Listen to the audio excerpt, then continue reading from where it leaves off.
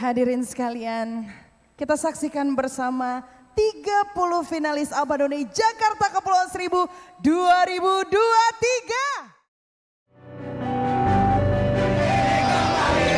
Kita buktikan.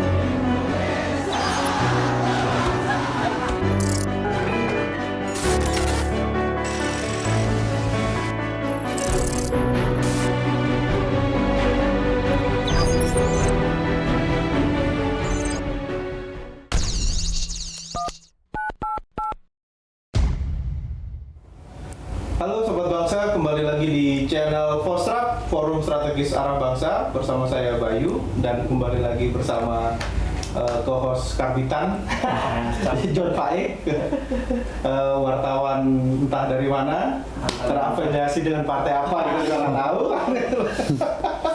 Oke, sehat Ik? Alhamdulillah. Nah, kebetulan kali ini kita kedatangan tamu lagi nih, gitu jauh-jauh dari Pulau Seribu. Nah, ini adalah wajah-wajah abang dan nona Pulau Seribu ya, berarti ya sebutnya ya. Oke, untuk biar kenal lebih jauh lagi, mungkin perkenalan satu persatu, mungkin dari nonanya, dari namanya siapa dan dari mana, harus aktivitasnya apa? Oke, halo Bang semua dan juga sahabat Fostrap ya. Kenalin, aku Najla Armadina, biasa dipanggil Bila. Kemudian untuk kesibukan sekarang aku lulusan dokter kebetulan dari Unpad Bandung. Wah, pasiennya banyak nih kayaknya. Iya. Halo Bang Non semua dan Sobat Fostrap. Perkenalkan, namaku Muhammad Akif Tolbuluda, biasa dipanggil Akif.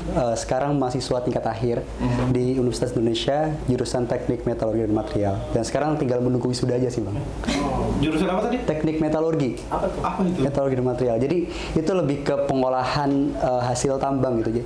Jadi kalau misal teknik pertambangan itu mengambil bahan tambang, teknik metalurgi itu mengolahnya menjadi suatu yang mungkin pengolahannya menjadi besi, aluminium seperti itu. Anak-anak IPA di bukan nggak paham gue. Iya, baru tahu ada jurusan kayak gitu. Jurumit amat namanya. Oke, lanjut. Halo semuanya, aku Rina Kato, biasa dipanggil Rina. Aku sarjana ilmu hubungan internasional. Oh, oke. Iya. Oh, di UI juga? Iya, di UGM. Oh, UGM. Ya. Oh, oke. UGM, Unpad, UI. Iya. Oh, oke. Campur-campur ya. Berwarna nih, bagus. Menarik. Nah, ini kan kalian ini udah menjadi perwakilan dari Pulau Seribu ya, berarti ya. Terus apa sih yang membuat kalian itu tertarik untuk menjadi perwakilan, terutama untuk mendaftar untuk dari Abang None Pulau Seribu ini, padahal kalian bukan dari Pulau Seribu gitu. Kalau dilihat dari tempatnya tadi udah beda semua kan gitu. Kalau asli dari mana? Kalau aku asalnya dari Jakarta. Jakarta, terus Depok. Jakarta juga. Nah, ini kenapa kalian tertarik untuk ikut ajang ini sebenarnya? Oke, mungkin dari siapa tadi namanya? Bila. Oke, mungkin mulai dari Bila. Oke, jadi kalau misalkan kenapa aku milih Pulau Seribu, sebenarnya alasannya simple.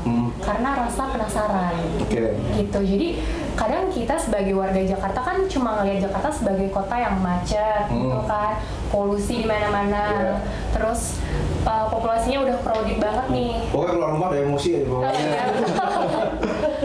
Tapi sebenarnya kita nggak pernah perhatian atau memperhatiin bahwa sebenarnya ada nih sekumpulan pulau yang bagus banget dan sebenarnya itu bagian dari Jakarta gitu. Dan akhirnya waktu itu aku sedikit cari-cari info nih tentang Kepulauan Seribu, dan pas aku lihat ternyata banyak banget potensi yang bisa digali nih dari Pulau Seribu. Terus aku mikir kayaknya kalau misalkan aku daftar ke sini itu bakal jadi life changing experience gitu buat diri aku. Dari itu aku akhirnya pilih Pulau Seribu. Oke. Kalau abangnya sendiri?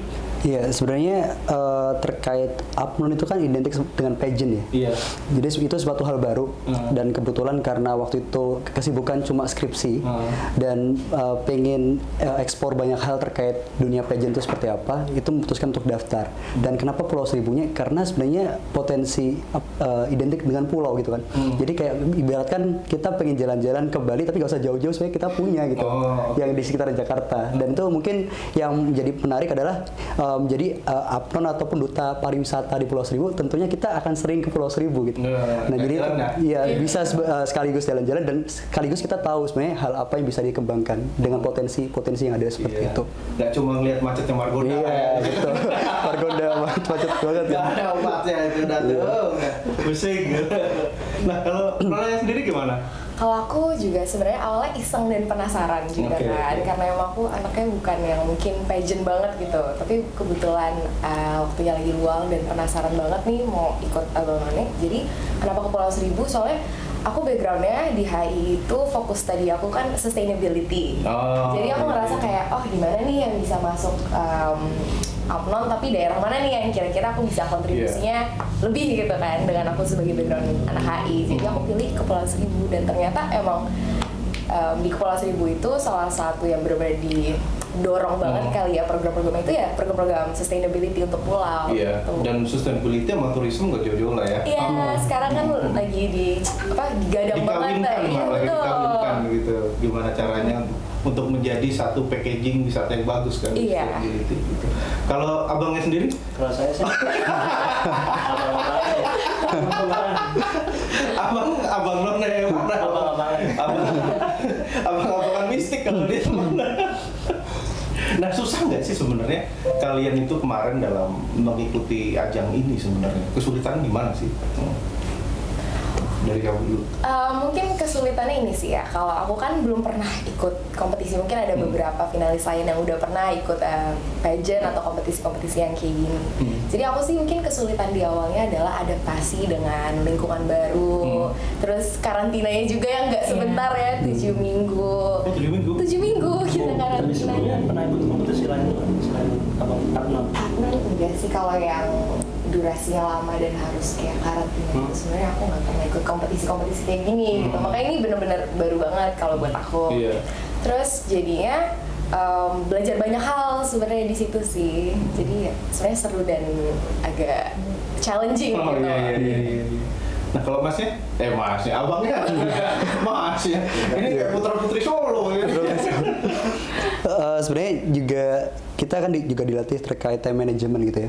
Jadi mungkin dari teman-teman sekian yang abang-abang dan none-none yang sedang bekerja juga gitu, itu mereka juga punya kesibukan aktivitas selain abang none gitu. Jadi mungkin kita karantina waktunya malam dan pagi sampai sorenya kita pakai buat kerja ataupun yang aktivitas kuliah. Jadi istilahnya kita harus bisa memanfaatkan waktu sebaik-baiknya. Mungkin itu suatu tantangan yang perlu kita optimalkan gitu ya. Jadi kita bisa dapat materi yang dari karantina, kita juga bisa dapat target mungkin kayak target kerja ataupun target skripsi kuliah ataupun itu. Jadi lebih ke tantangan untuk memanage waktunya. Tapi itu kalian stay dalam satu tempat itu atau boleh pulang pergi? Boleh pulang pergi. Jadi taman inap. Iya. Oke, gitu. Jadi dari jam berapa ke jam berapa ya? Jam 6 sampai jam 11-12 Malam. Seharian. Lo tuh ngapain pulang jam segitu? Pagi-pagi udah jatuh. Pagi-pagi udah kerja lagi. Iya. Nah, perjuangan kan. Perjuangannya di situ. Nah, kalau kamu sendiri apa kesulitannya? Kalau aku sendiri, karena kan background aku sebenarnya dokter ya. Dokter biasanya nggak pernah kayak make up atau pakai high heels atau kita udah ada baju seragam gitu loh. Ya kan? Dan ketika masuk Abang None, aku harus kayak belajar make up. Terus kan kita pasti ada bajunya sendiri, baju adat. Nah, itu salah satu tantangan yang cukup besar sih buat aku, kayak adaptasi gimana caranya. Jadi orang yang tadinya ya udah mikirin belajar aja nih, tiba-tiba harus jadi duta yang anggun, terus harus jadi representatif. Itu sih tantangan terbesarnya. Tapi ternyata pas sudah aku jalanin, ini punya impact yang besar banget buat aku gitu, dan mungkin bakal ngebantu aku dan juga teman-teman lain nanti di masa depan gitu untuk kita mencapai karya-karya yang memang kita inginkan. Nah, Abang None Pulau Seribu ini kan berarti menjadi Tapi biasanya juara umum ya kalau setiap kompetisi Apnon Pemprov ya. Mereka itu selalu juara umum. Oh gitu. Makanya apa sih yang maksudnya dari teman-teman ini? Nanti kan ini bakal diadu lagi nih Mas Ben. Oh iya, pasti kan nanti kan ke DKI kan, DKI itu. Nah, terus kalau sebelum kalian mengikuti ajang ini, itu apa sih sebenarnya bayangan kalian tentang Pulau Seribu sebenarnya?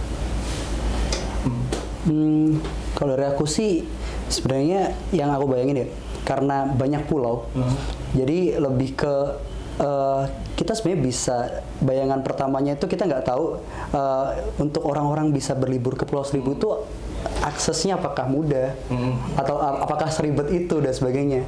Nah itu kita lebih tahu ketika kita udah masuk ke Apnon ini. Jadi kayak kita ternyata kalau kita mau ke Pulau Pramuka ataupun Pulau Kelapa aksesnya mudah kok, nggak seribet yang dibayangkan orang-orang. Justru dengan kita udah berada di Apnon, kita bisa ngasih tahu ke orang-orang sebenarnya. Buat sejam kan? Iya gitu. Jadi kayak buat berlibur tuh nggak seribet itu ternyata. Itu ada paket-paket yang mungkin tinggal dijemput dan sebagainya gitu kan. Nggak perlu giling jauh-jauh lah. Iya di gitu. konten-konten itu lah. Gitu deket-deket ada ternyata kan gitu kan. Nah setelah terpilih ini sebenarnya tugas kalian apa sih sebenarnya dari Abang None Plus ini? Tugasnya apa sebenarnya? Kalau buat tugas sebenarnya kita jadi duta pariwisata atau representatif dari Kepulauan Seribu ini. Jadi kita punya kewajiban istilahnya untuk mempromosikan pariwisata baik itu untuk wisatawan domestik maupun internasional kayak gitu. Tapi kalau dia paket lengkap nih, kalau ada yang sakit langsung diobatin. Iya. Iya, kita tahu lagi ada sini. Pingsan ya kan? Iya, pingsan. Lu mah pingsan dulu ntar kan. Kelakuan emang lau. Nah, tapi ini setelah kalian sudah melewati, ini kan berarti kan udah terpilih, tinggal nanti kan dilanjutkan ke DKI ya, nanti ya kan gitu. Nah, persiapan kalian udah sejauh mana sih sebenarnya untuk menghadapi yang DKI ini kan? Iya, sebenarnya kalau terkait persiapan, tentunya setiap wilayah sudah menyiapkan ini kan untuk lanjut ke provinsi atau ke DKI. Jadi tentunya lebih ke kita persiapan, lebih ke memperkuat hal-hal yang kita punya gitu ya, dengan feedback dari Dewan Juri selama kita 7 pekan karantina, dan juga kita juga eksplor kira-kira hal apa sih yang bisa kita tingkatkan untuk persiapan tanggal 7 nanti kita karantina gitu kan. Jadi lebih ke memperbaiki Agustus nanti ya? Iya gitu. Jadi memperbaiki yang mungkin masih kurang dan memperkuat yang sudah kita punya gitu. Kalau dari pas ini pas pemilihan, pas kompetisinya itu dari materi atau challenge-nya itu yang paling berat yang apa sih? Dari materi yang diberikan gitu. Bukan disuruh ngitungin pulau ada kan? Bukan ada pulau Iya. Ada 1000 bener kan ya gitu. Iya, mungkin yang berat itu terkait ini. Kita karena kita mungkin belum ke semua pulau ya. Jadi kita mau tidak mau kita harus udah tahu gimana sih ternyata permasalahan-permasalahan yang ada di Pulau Seribu. Dengan mungkin kita belum pernah ke semua pulau kan, gitu kan. Jadi kita harus banyak baca, literasi baca. Pulau Seribu juga belum tentu ke semua pulau. Iya gitu. Nah sebagai duta pariwisata tapi kita harus tahu gitu. Itu yang mungkin challenge buat kita juga, buat banyak baca, banyak interaksi dengan orang-orang yang mungkin udah banyak di pulaunya gitu, seperti itu. Nah ini kalau dari masing-masing kalian nih, kalau melihat apa yang udah kalian alami dan menjadi pengalaman kalian, apa yang mesti ditingkatkan sebenarnya dari pariwisata Pulau Seribu ini sebenarnya? Coba masing-masing nih Pak. Dari siapa nih? Boleh ya? Dari Ibu dokter. Oke. Bu dokter. Aduh, Bu dokter. Kalau menurut aku sebenarnya yang perlu ditingkatin adalah promosi pariwisata. Gitu. Jadi kemarin aku sama beberapa finalis dari Apnon Seribu sempat ke Pulau Macan. Jadi Pulau Macan adalah salah satu pulau resort yang sebenarnya bagus banget nih buat didatengin. Karena kalau misalkan abang-abang di sini tahu, dia beneran pasir putih, kemudian lautnya tuh beneran biru emerald. Jadi kalau dibayangin kayak Bali bahkan lebih bagus lagi, kayak Maldives lah kalau di dunia gitu kan. Tapi sayangnya Pulau Macan ini belum banyak yang tahu.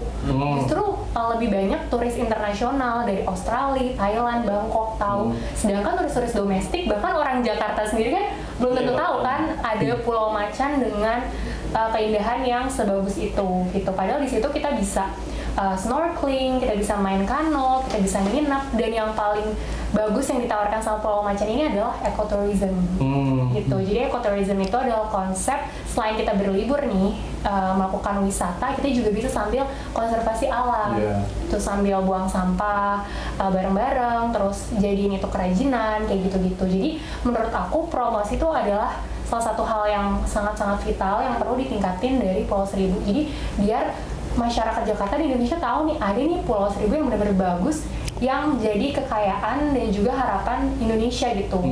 Dan nggak jauh dari ibu kota kan? Iya, betul. Sampai sekarang ya, sekarang masih ibu kota ya. Tahun depan udah pindah. Nah, terus kalau dari mas kalian nih, coba dari masnya gimana? Nah, kalau dari aku ngelihatnya sebenarnya Pulau Seribu itu ada potensi besar untuk menjadi pariwisata yang mungkin bisa sekelas internasional seperti Bali gitu ya. Mungkin yang dari yang beberapa pekan aku lihat di Pulau Seribu itu ternyata Pulau Seribu itu belum ada kayak semacam integrasi untuk UMKM tentunya. Jadi kalau misal kita berkunjung ke Pulau Seribu, sebenarnya produk apa sih yang bisa kita bawa pulang? Nah itu tuh belum terintegrasi, belum ada kayak suatu kayak daerah atau bangunan yang itu emang di situ. Oh berarti kalau misalnya ke Pulau Seribu silahkan nanti datang ke sini buat beli oleh-olehnya. Nah itu belum ada. Masa dari Pulau Seribu beli oleh-oleh Tanah Abang? Nah itu kan jadi kayak yang identik sama Pulau Seribu kayak misalnya stik cumi gitu kan. Itu sebenarnya harusnya bakal lebih dikenal sama warga ketika ada tempat khusus buat UMKM itu untuk menjual produk mereka. Jadi itu juga mensupport para penduduk lokal untuk meningkatkan UMKM-nya, juga mengenalkan ternyata oh Pulau Seribu itu identiknya dengan ini loh, dengan ini gitu. Seperti itu. Oke. Kalau dari ini sendiri? Aku setuju juga sebenarnya sama yang lain. Sebenarnya yang paling utama tuh potensinya Pulau Seribu tuh besar banget. Apalagi kalau misalnya untuk pariwisata ya. Jadi tapi masalahnya mungkin yang paling utama adalah gimana caranya kita bisa mengembangkan UMKM atau SDM di pulau itu untuk sadar nih, oh untuk pariwisata, untuk menunjang pariwisata yang lebih lagi, untuk dapat goals yang lebih tinggi biar kayak turisnya banyak, terus bisa lebih punya potensi besar gitu. Itu tuh belum ada kesadaran itu gitu. Jadi masih aku lihatnya mungkin masih ya udah turis datang, kita sediain fasilitasi tapi seadanya gitu. Jadi belum ada dorongan lebih dari orang-orang pulaunya untuk bisa mengembangkan si potensi pariwisata. Kayak faktor wow-nya itu belum. Oke.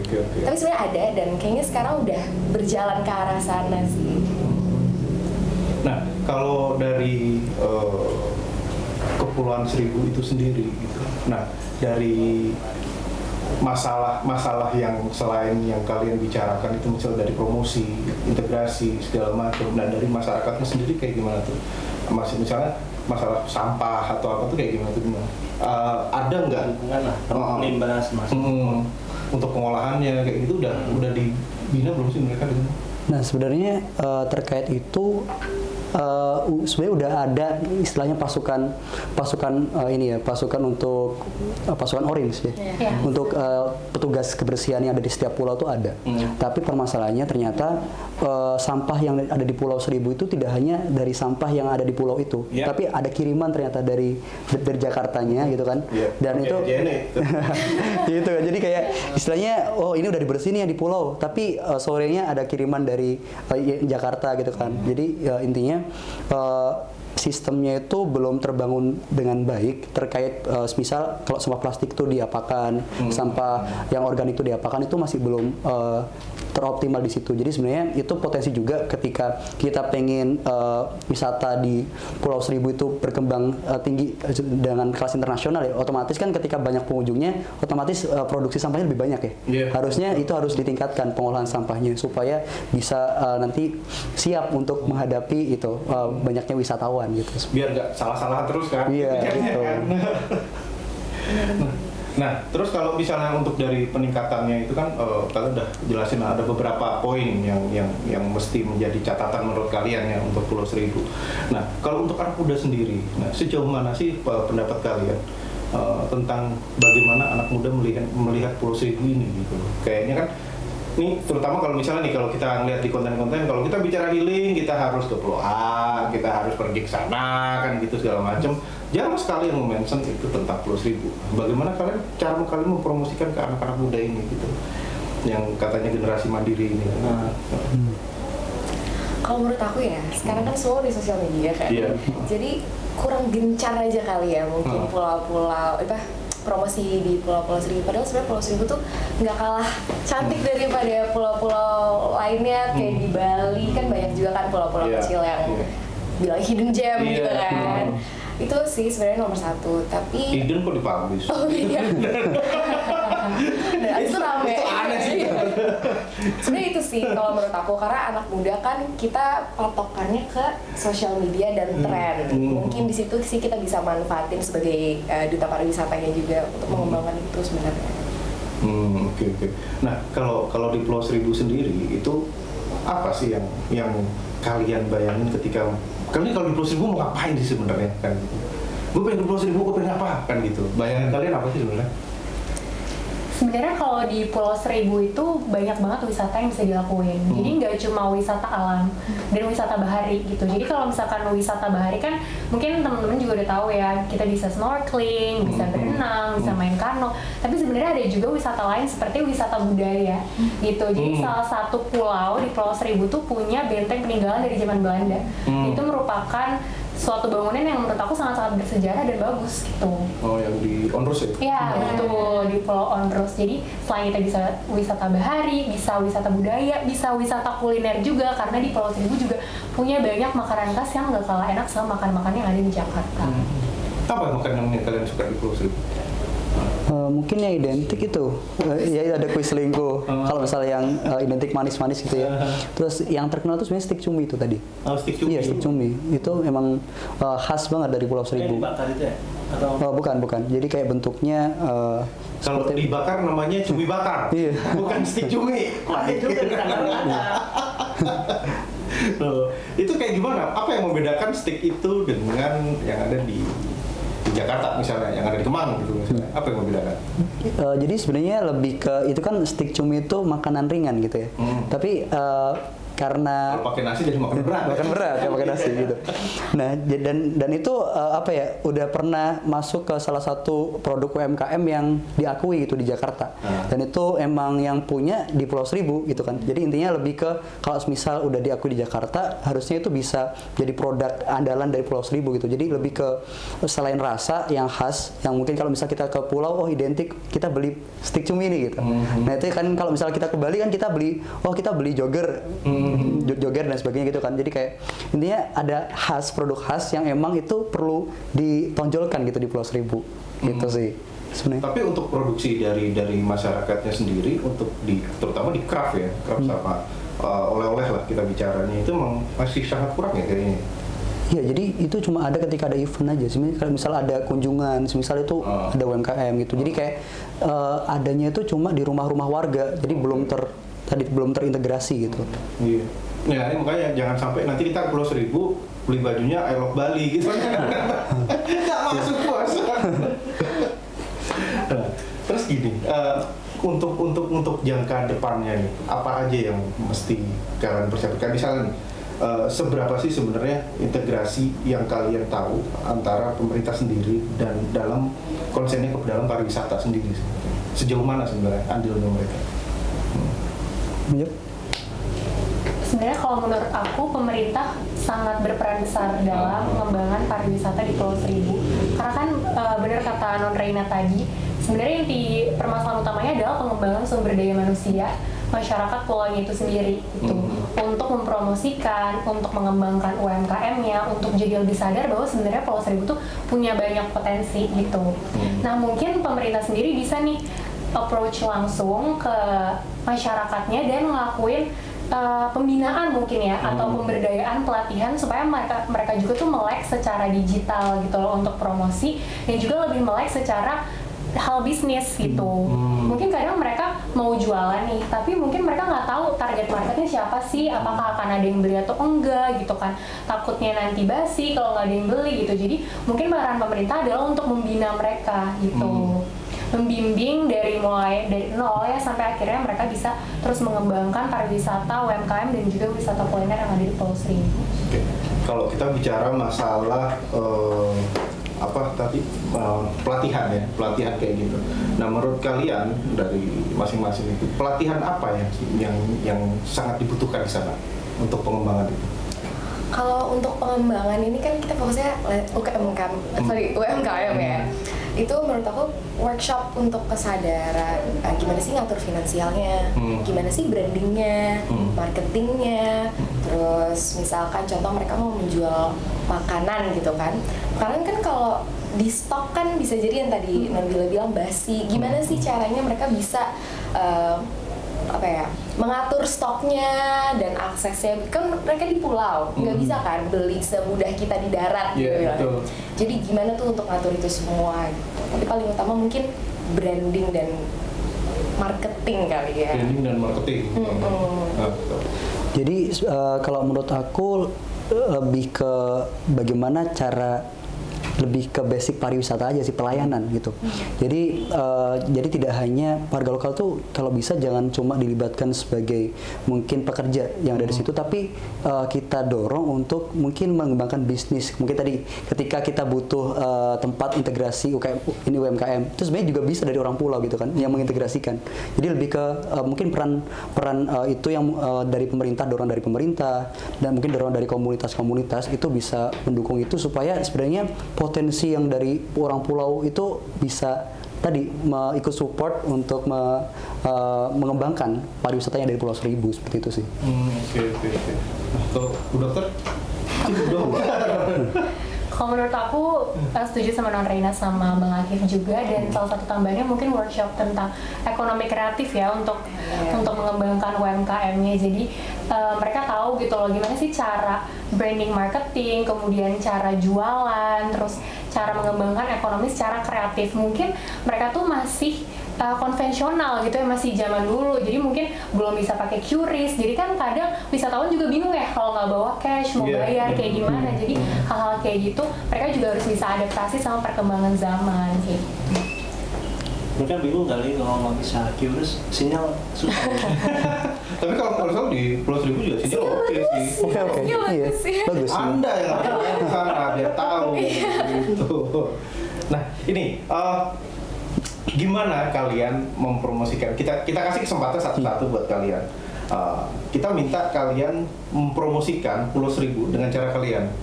Coba ajak orang-orang ini gimana caranya biar tertarik untuk Pulau Seribu. Iya tuh. Silakan. Dimulai dengan salamnya ya. Salam kan ada tuh salam apa Siap. Oke, silakan ya. Bebas boleh. Cara bilang sendiri lah. Dari salam berarti ya? Iya, dari salam. Assalamualaikum. Biasanya kayak gitu deh. Pantun biasanya. Iya. Berat banget tugasnya. Bingung nih, Oke, Assalamualaikum warahmatullahi wabarakatuh. Perkenalkan saya Nonila, perwakilan dari Abang Noni Jakarta Pulau Seribu, mau mengajak generasi muda nih untuk datang ke Pulau Seribu. Jadi Pulau Seribu adalah salah satu pulau yang jadi 10 Bali baru nih di Indonesia dengan berbagai macam kekayaan wisata alam, bahari, sejarah, budaya, dan kulinernya. Pulau Seribu itu merupakan salah satu destinasi wisata yang paling tepat untuk didatangi oleh generasi muda gitu. Nah di sini kalian nggak perlu takut. Jadi untuk akses untuk datang ke Pulau Seribu sekarang udah mudah. Jadi bisa lewat Marina Ancol. Nanti kita bisa sediakan speedboat biasanya di sana, dan kita di sana juga akomodasinya sudah cukup memadai. Jadi ada homestay, kemudian ada banyak akomodasi yang memang udah sesuai nih sama kebutuhan-kebutuhan para wisatawan. Dan di Pulau Seribu juga nggak cuma bisa didatangin 1-2 pulau, banyak banget pilihan pulau sesuai dengan keinginan para wisatawan masing-masing kayak gitu. Jadi jangan lupa untuk datang dan berlibur ke Pulau Seribu, karena ini merupakan pengalaman yang nggak akan kalian lupakan selama hidup kalian. Ya. Keren. Oke, lanjutnya. Paling ganteng dari kita ketiban nih. Selamat pagi, siang, dan malam buat masyarakat Indonesia. Perkenalkan, saya Muhammad Akif Tulbuda, biasa dipanggil Akif, dari Abang Noni Kepulauan Seribu. Mungkin kita dari aktivitas yang kita jalani seperti kerja, mungkin aktivitas kuliah, kita mungkin sering penat ketika kita penat akan tugas, penat akan kerjaan. Dan mungkin teman-teman ataupun Bapak Ibu merasa butuh liburan tapi tidak cukup banyak waktu. Mungkin 1 hari, 2 hari. Nah, ternyata di Jakarta itu sudah ada tempat-tempat wisata yang luar biasa. Salah satunya di Pulau Seribu. Jadi jika Bapak Ibu ataupun masyarakat Indonesia ataupun teman-teman pemuda seperti kita ingin berlibur dengan cuma waktu 1 hari, 2 hari, Pulau Seribu adalah salah satu rekomendasi yang untuk kita berwisata. Jadi kita tergantung kita pengen berwisata apa, kita bisa berwisata bahari, kita bisa berwisata budaya. Jadi lengkap sekali dan teman-teman juga tidak perlu takut untuk ribet gitu ya, karena sekarang udah ada paket wisata. Jadi tinggal ikutin paket wisata, kira-kira pengen ke pulau apa aja, sehingga itu kadangkala kita ketika kita udah memenuhi kebutuhan rekreasi ataupun kebutuhan tubuh kita, itu bisa meningkatkan produktivitas kita ketika kita kuliah, kita kerja. Jadi buat teman-teman yang tidak mau jauh-jauh berwisata dan pengen menikmati keindahan ataupun pengalaman wisata yang luar biasa, Pulau Seribu adalah salah satu rekomendasi yang saya sarankan. Terima kasih. Oke. Assalamualaikum warahmatullahi wabarakatuh. Halo semuanya, untuk kalian yang ingin berlibur ke pulau yang indah, nggak perlu jauh-jauh ke Bali ataupun ke NTT atau NTB. Sebagai kita yang capek-capek di Jakarta nih, kita bisa healing ke Kepulauan Seribu. Kita di sana banyak banget pulau-pulau indah yang kalian nggak tahu, banyak resort yang bisa kita datengin juga, dan banyak juga kegiatan di sana yang bisa kita lakukan, dari snorkeling, terus kita bisa kanu, kita bisa kuliner. Di sana juga banyak banget tempat-tempat indah yang bisa kita posting di Instagram. Jadi kalau mau healing, datang ke Kepulauan Seribu. Oke, Oke, terakhir. Satu kata untuk Pulau Seribu. Satu kata untuk Pulau Seribu menurut aku surga. Mendunia. Indah. Keren. Kalau gua jos. Kacau ada. Oke, itu tadi obrolan kita bersama para nona-nona dan abang-abang. Nona-nona ya? None, sorry. Kalau nona dari Belanda. Dari perwakilan dari Abang None Pulau Seribu. Dan jangan lupa teman-teman, itu kalau pengen main ke Pulau Seribu mungkin bisa kontak mereka, repotin aja nih mereka gitu. Gak apa-apa. Repotin mereka aja dan ajak mereka untuk dan kalian harus mengajak teman-teman semua, family kalian semua untuk mengunjungi Pulau Seribu dan nikmati aktivitasnya. Dan terima kasih untuk para teman-teman yang udah datang, Abang Nune yang udah datang ke sini, udah mampir ke Fostrap. Terima kasih juga untuk para pecinta Forum Strategis Aral Bangsa. Kita akan ketemu lagi di channel selanjutnya dengan bahasan yang akan lebih menarik dan lebih mencerdaskan untuk kehidupan berbangsa dan bernegara untuk anak muda. Terima kasih.